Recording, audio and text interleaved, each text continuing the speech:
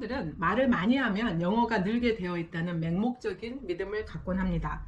하지만 성인 학습자들 중에는 아무리 말을 많이 해도 실력이 정체된 경우가 많습니다. 딱 접니다. 안녕하세요, 조이킴입니다. 오늘은 제가 여러분의 영어 공부는 안녕하신가요? 라는 주제로 이야기를 한번 나눠보려고 해요. 여러분들 생각하시기에 영어 말하기는 내향형의 사람들이 더 잘할 것 같으세요? 아니면 외향형의 사람들이 더 잘할 것 같으세요? 우리가 영어 회화를 말할 때 실전에 가서 부딪혀라, 실수하면서 부딪혀라 라는 얘기를 되게 많이 하잖아요. 그렇게 보면은 외향형한테 상당히 유리할 것도 같아요. 그렇죠? 그런데 사실 영어를 누가 말 잘하냐면 꾸준하게 영어 공부를 해와서 실력을 향상시킨 사람이죠. 말하기 연습도 많이 해본 사람이 영어를 당연히 잘하겠죠.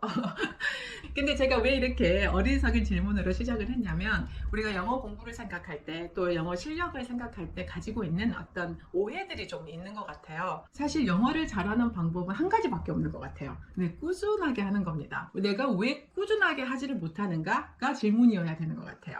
바빠서, 게을러서, 또는 의지가 부족해서, 또는 기초 실력이 너무 없어서, 여러 가지가 있는데 그런 것들은 겉으로 드러나는 이유들 같고요. 실질적으로 영어 공부하는 것이 되게 고통스럽기 때문이 아닌가라는 생각이 좀 들어요. 어때요? 꾸준하게 영어 공부를 하면 되는데 우리가 왜 그것이 어려운가? 꾸준하게 할 수 있는 방법은 없겠는가? 이 질문을 가지고 얘기를 할 건데, 제가 이 책과 함께 이 책을 가지고 한번 이야기를 나눠보려고 해요. 이 책은 내향형 영어의 비밀이라는 책이고요. 저자가 제 친구예요. 먼저 말씀드리고 싶은 것은, 저는 이 출판사로부터 부탁을 받은 적도 없고요. 제 친구인 저자로부터 부탁을 받은 적은 없어요. 그리고 이 책도 제가 제 돈을 주고 산 책입니다. 한국에 살고 있는 이 친구가 아닌 다른 친구한테 서점에 가서 책을 좀 사가지고 보내달라 이렇게 해서 비행기를 타고 온 비싼 책입니다.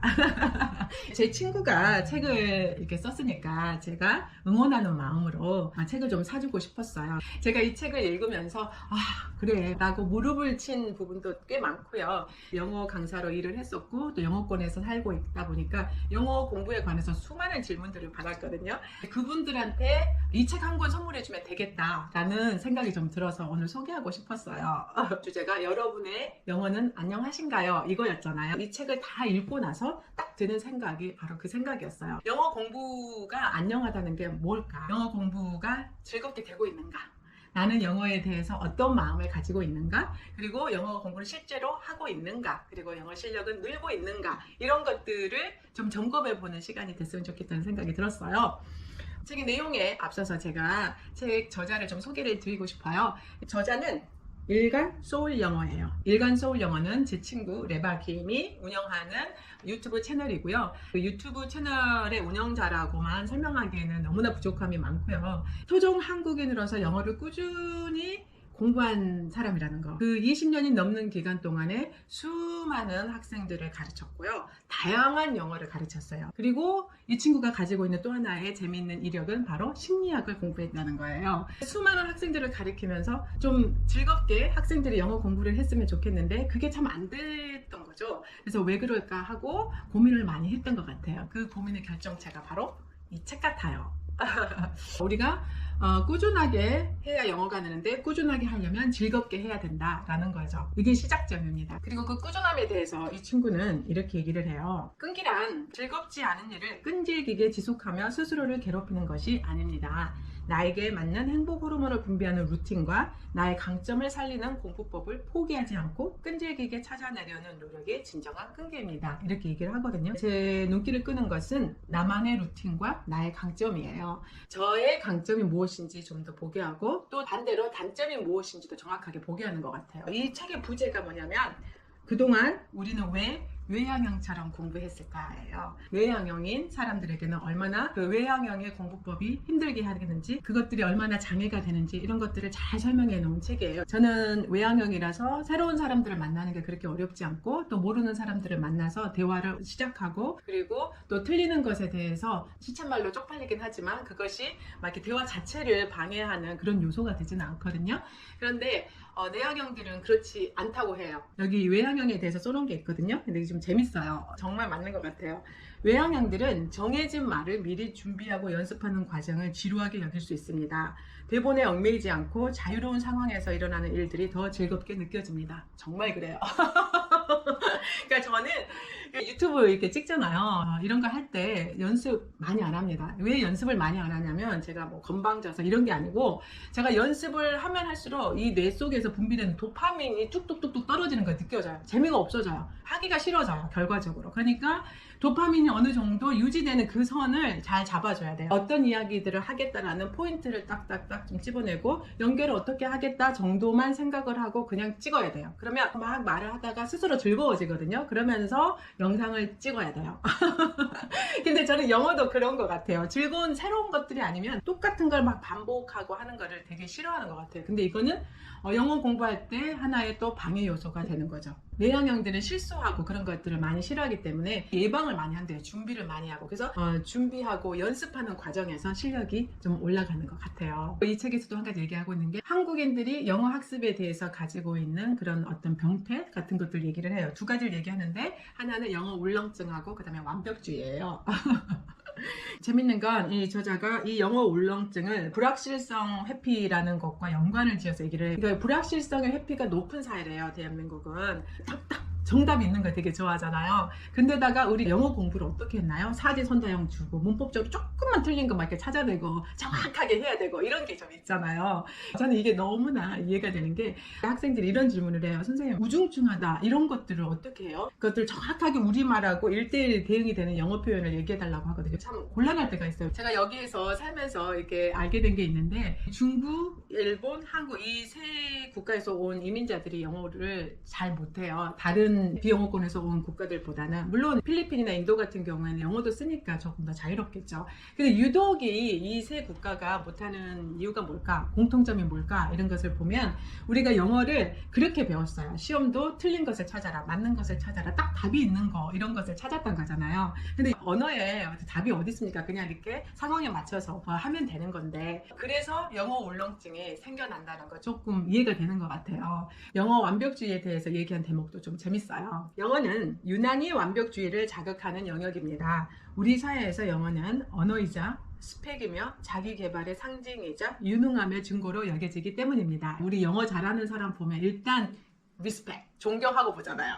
영어를 하려면 저렇게 해야지, 저렇게 잘해야지 라는 어떤 이미지를 많이 심어주는 것 같고 우리가 그 이미지들을 흡수했던 것 같아요. 그래서 영어 잘하는 사람들 보고 우와 이렇게 보면서 우리가 비현실적인 기대를 갖게 되는 거죠. 영어에 대해서 비현실적인 기대를 가지면서 우리가 주눅이 들고 자신감이 점점 더 없어지고 더 괴로워지고 하면서 영어하고는 점점 멀어지는 것 같아요. 그래서 우리는 이런 영어 울렁증 또는 이런 완벽주의로부터 좀 자유롭게 되어야 된다고 얘기를 하거든요. 그래서 왜 그렇게 되어야 되는가에 대해서 이 저자가 그 언어학자의 말을 가지고 옵니다. 그 언어학자는 스티븐 크라센이라고 하는 분인데요. 이분은 외국어 습득 이론의 대가이자 세계적인 언어학자라고 해요. 그래서 이분은 인풋의 확장을 되게 강조하는 분이거든요. 제가 재작년에 영어 1만 시간 챌린지를 했었잖아요. 그분의 영상을 보고 제가 인풋을 좀 많이 늘려야 되겠다라고 판단하고 했었거든요. 인풋의 확장도 그분이 얘기했지만 마음의 상태도 얘기를 했다고 해요. 즉 무슨 말이냐면 학습자가 잔뜩 긴장했거나 기가 죽은 상태에서 영어를 하게 되면 감정적인 여과 장치가 발동하게 되고 이때는 이해 가능한 인풋이 있더라도 받아들이지 못한다는 것입니다. 영어 울렁증하고 완벽주의 가지고 있으면 우리 항상 이 상태가 되잖아요. 잔뜩 긴장하거나 이미 기 죽어 있는 상태에서 시작하잖아요. 그러면 영어가 안 되는 거죠. 잘 배우지도 못하거니와 잘 내뱉지도 못하는 거죠. 제가 이 부분을 읽고 이제 생각난 게 있어요. 영어를 말하는 사람을 제가 세 그룹으로 항상 나누거든요. 첫 번째 그룹은 당연히 이곳에 사는 로컬, 그러니까 원어민들이고요. 또 한 그룹은 비영어권 국가에서 온 이민자들, 저와 같은 사람들인 거죠. 근데 한국인이 아닌 사람들. 또 하나는 한국인 그룹입니다. 여러분 이 세 그룹 중에서 어느 그룹과 대화할 때 가장 편할까요? 네, 맞습니다. 여기 가운데 그룹. 비영어권에서 온 이민자들, 그렇지만 한국인이 아닌 이분들과 얘기할 때 영어가 가장 편안합니다. 이거는 저한테는 정말 맞는 말이거든요. 저는 중국인이나 일본이나 인도 이런 분들하고 대화할 때 내가 이렇게 영어를 잘하나? 하는 생각이 들 정도로 자연스럽게 영어가 흘러나오거든요. 그리고 이제 두 번째로는 여기 원어민 그룹이에요. 원어민들하고 대화를 할 때는 아무래도 긴장이 좀 되죠. 그리고 조금 자신감이 떨어져 있는 상태이기는 해요. 그렇지만 잘 못 알아들으면 내가 좀 배우면 되겠고, 그리고 실수해도 나는 뭐 원어민은 아니니까 이런 자세로 이제 하거든요. 근데 가장 힘든 그룹이 한국인이에요. 한국인들 사이에는 우리가 서로 비교하고 그 다음에 평가 받을까봐 좀 두려워하는 마음이 있는 것 같아요. 이것은 저만 그런 것 같지는 않고요. 이것에 사는 많은 한국인들이 동일하게 겪고 있는 문제인 것 같아요. 다른 한국인하고 영어로 대화할 때가 가장 어렵다고 해요.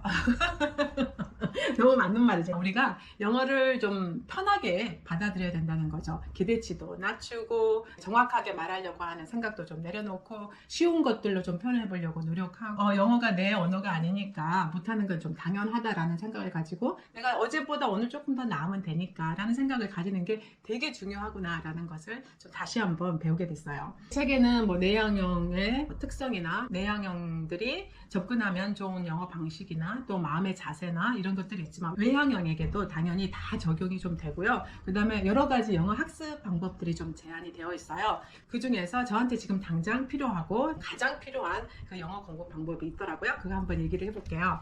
의도적인 연습하기예요. 사람들은 말을 많이 하면 영어가 늘게 되어 있다는 맹목적인 믿음을 갖곤 합니다. 하지만 성인 학습자들 중에는 아무리 말을 많이 해도 실력이 정체된 경우가 많습니다. 딱 접니다. 제가 그 크라센 박사의 그 영상을 보고 인풋을 많이 늘리고 사람들과 말할 기회를 많이 늘리면 영어가 저절로 늘겠다라고 생각을 했어요. 근데 그게 진짜 오해였어요. 제가 요즘에 느끼는 것은 제 영어가 딱 정체되어 있다는 걸 느끼거든요. 여기에서 더 안 늘어요. 이상하게도. 그래서 되게 좀 답답함을 느끼고 있는데 왜 그러는지 여기 이유가 나옵니다. 심리학자 앤더슨 에릭슨은 이를 의도적 연습이라는 개념을 통해 설명합니다. 골프채를 100만 번 휘두른다 해서 잘못된 자세가 스스로 고쳐지지는 않죠. 제가 영어책을 많이 읽고 많이 말을 한다고 해서 제 억양이, 제 발음이 갑자기 확 고쳐지지는 않는 거죠. 무술 배우였던 브루스 리가 이런 말을 남겼다고 해요. 나는 10,000개의 발차기를 한 번씩 연습한 사람은 두렵지 않다. 내가 두려워하는 것은 1개의 발차기를 10,000번 연습한 사람이다. 이렇게 소름 끼치지 않나요? 진짜 여기서 머리를 한 대를 얻어맞은 기분이에요. 저는 여러 가지 다양한 10,000개의 발차기를 한 번씩 다 치고 다녔던 거죠. 근데 제게 지금 필요한 것은 한 발차기를 10,000번 연습하는 그 과정이 지금 현재 필요한 거죠. 여러분들 혹시 예스맨이라고 하는 영화 보셨어요? 거기에서 짐 캐리가 한국인 점원하고 한국어로 대화하는 장면이 나와요. 한번 들어보시겠어요? 분명히 짐 캐리가 한국어로 말을 하거든요. 저 다 알아듣지 못했어요. 제가 옛날에 그 영화를 볼 때는 어떻게 생각을 했었냐면, 외국인이 한국말을 하니까 저렇게 말을 하는 거구나, 그래서 말을 못 알아듣는구나, 이렇게 생각을 했었는데, 얼마 전에 제가 이 영화를 다시 보면서 자세히 들어보니까 발음이 이상하지는 않더라고요. 근데 뭐가 문제였냐면 바로 이 억양이었어요. 한국말이 이렇게 억양이 없고 쭉 가잖아요. 근데 영어는 왔다 갔다 올라갔다 내려갔다 막 이러잖아요. 이 사람이 한국말을 이렇게 영어의 악센트에다 넣어가지고 한 거예요. 그러니까 저한테 안 들린 거죠. 현재 제 영어를 다시 돌아보게 됐어요. 액센트 이런 거 저 신경 별로 안 쓰거든요. 발음도 크게 신경 안 쓰고요. 또 긴 문장을 얘기할 때 어디서 끊어야지 전달력이 좋다 이런 거 전혀 신경 안 쓰고 저는 막 했어요. 일단은 막 뱉어내는 게 더 중요하다고 생각을 한 거죠. 근데 이게 참 잘못된 생각이었던 것 같아요. 분명히 문법적으로도 크게 문제 없는데도 상대방이 못 알아듣는 경우들이 꽤 있었거든요. 그거는 제가 이렇게 평평하게 영어를 얘기를 하는 거예요. 그 다음에 또 하나가 뭐가 있냐면, 말하기가 저한테는 두 가지로 좀 이렇게 구별이 되거든요. 하나는 하나의 주제를 놓고 얘기하는 거, 자기 생각을 얘기하는 거가 있고, 또 하나는 일상적인 생활에서 이렇게 빠르게 주고받고 탁탁 쳐야 되는 이런 상황이 있는데, 저는 어디가 훨씬 편하냐면 여기예요. 어떤 주제를 주고 내 생각 얘기하라고 그러면 잘할 수 있어요. 그것만 연습이 잘 되어 있는 거죠. 반면에 제가 이 영어 회화는 연습을 해본 적이 없어요. 영어 회화에 나온 문장들이 다 쉽잖아요. 모르는 단어도 하나도 없고 해석이 안 되는 것도 없고, 그런데 이거를 제가 연습을 해본 적이 한 번이 없는 거예요. 그러면서 나는 왜 일상 회화가 안 느는가 그러고 있었던 거죠. 그래서 제가 요즘에 하고 있는 건 뭐냐면, 영어 회화 그 문장 따라하기 같은 것들 많이 있잖아요. 유튜브에 패턴 영어 이런 거 그냥 틀어놓고 계속 따라하는 연습을 하고 있는 거예요. 이 책의 내용 중에 마지막으로 제가 한 가지 더 공유하고 싶은 것은 바로 융통성의 발휘라는 거예요. 많은 분이 영어 프로그램을 1년씩 결제해 놓고 3개월밖에 못했다고 자책하면서 영어 공부와 멀어지는 것을 봅니다. 그러니까 우리 되게 그러지 않아요? 한 가지 영어 공부법을 딱 했는데 막 하다가 못하고 난 안 되는가 봐. 또 다른 거 막 해보다가 탁 좌절하고 난 진짜 안 돼. 그러니까 여러 가지 시도해보다가 좌절된 경험이 많을수록 영어하고 점점 사이가 멀어지게 되는 거죠. 그러니까 이거에 대해서 저자는 이렇게 얘기를 해줘요. 영어 학습 프로그램이 제공하는 패키지의 결제 단위에 맞춰 나의 영어 공부 성공 여부를 판단할 필요는 전혀 없습니다. 한 가지 방식으로 공부를 꾸준히 해야만 끈기가 있다는 생각은 착각입니다. 여름이면 수영을 하고 겨울이면 스키를 탄다고 해서 운동에 끈기가 없는 것이 아니듯이 영어 공부법 역시 자신의 계절에 맞게 이어나가는 것이 더 중요합니다. 바쁘고 변수 많은 일상에서 영어 공부를 이어가는 비결은 남다른 고집이나 노력이 아니라 융통성입니다. 이렇게 얘기를 했는데 너무 맞는 것 같아요. 제가 재작년에는 시간이 많았어요. 그러니까 하루에 뭐 4-5시간씩 이렇게 영어책을 읽을 수 있었는데 지금은 바쁘니까 도대체 그렇게 못하거든요. 그렇다고 해서 제가 영어 책 읽기를 다 포기했냐? 그건 아니고요. 30분씩 꾸준하게 조금씩 읽거든요. 그리고 또 영어 팟캐스트도 조금씩 들어요. 그리고 영어 회화도 조금 해요. 이렇게 저한테 맞춰서 하면 이거 자체가 다 는다는 거죠. 근데 이렇게 좀 생각을 하고 나니까 훨씬 마음이 좀 편해지는 것 같아요. 이 책은 영어하고 틀어진 관계를 회복하는 책이고 굉장히 친절하고 또 용기를 북돋워주는 책이에요. 영어 실력을 꼭 향상시키고 싶으신 분들 한번 읽어보셔서 본인에게 맞는 영어 공부 방법이 무엇인지를 찾아가는 그런 즐거움이 있기를 바라고, 무엇보다도 여러 가지 공부법들을 시도하는 그 과정을 좀 즐기셨으면 좋겠고, 그러는 중에 영어 실력이 향상되기를 응원하겠습니다. 오늘은 여기까지예요. 고맙습니다.